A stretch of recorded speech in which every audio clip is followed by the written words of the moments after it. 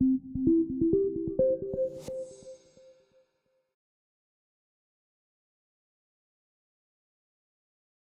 thank you. Welcome. Hello. This is a talk we have been trying. If you haven't noticed, we have been trying to do talks of basic cosmetic science.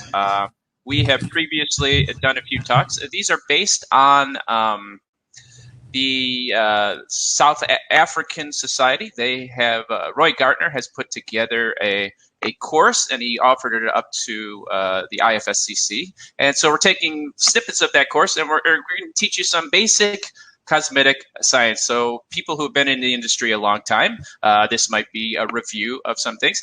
Although I will say that for a topic like stability testing,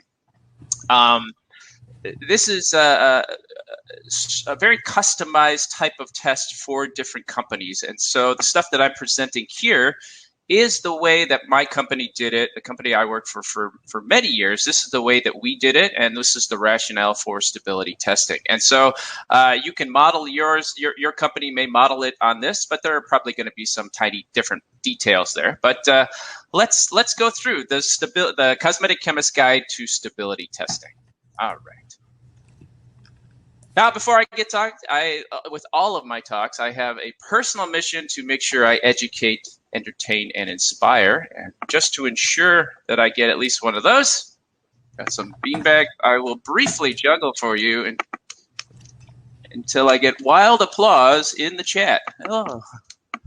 All right. So at least you get some entertainment. Now let's move on.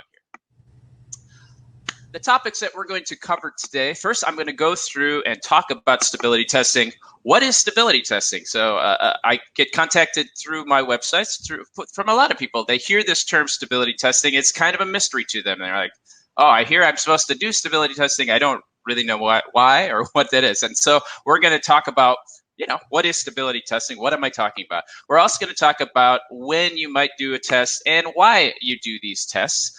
And then I'm going to go through a specific, the basics of how a stability test is conducted and really get into the fine details about, temperatures, samples, and all of that stuff. So it's a lot of stuff. And like I said, this was based on the techniques that we used at the company that I worked on. Your specific techniques might vary a little bit, but the same basic premise is the same. And then at the end of that, we'll go through question and answers and mostly Q&A about stability, but I think Frédéric and I could probably open it up to any kind of formulated questions at the end.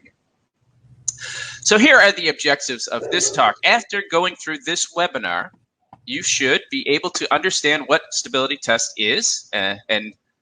I'll tell you, there's not going to be a test, but maybe we should do a test. But next time I'm going to bring a test.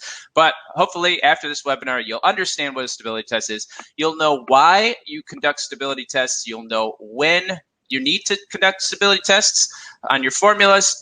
You'll also know how do the relevant regulations apply to your formulating, what kind of paperwork that you got to keep around. And basically, you should know how to conduct a stability test. So after this, you should be able to go out, have your formula, make a stability test, and do it yourself. Of course, you're going to need equipment, so I'm not going to say that you don't have that equipment, but if you had it, you'll be able to do stability tests.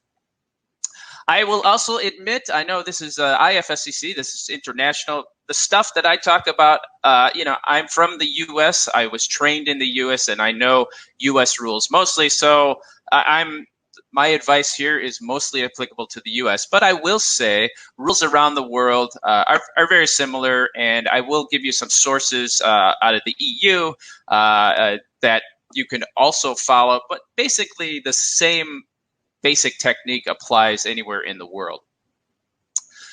So let's begin with what is a stability test. A stability test essentially is an experiment, and this is specifically conducted for you to predict how much is your formula going to change over time. So experiment, predicting, and changing over time. That's really all that stability testing is about.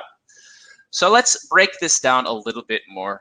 Stability test, this is an experiment. We're chemists, we're scientists, we do experiments. So this is fun. This is actual experiments that you do as a cosmetic chemist. There aren't a lot, but stability testing is one.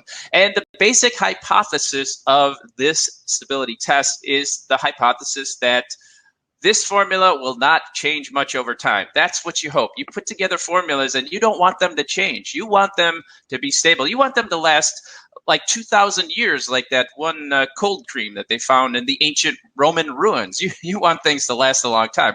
Now, if you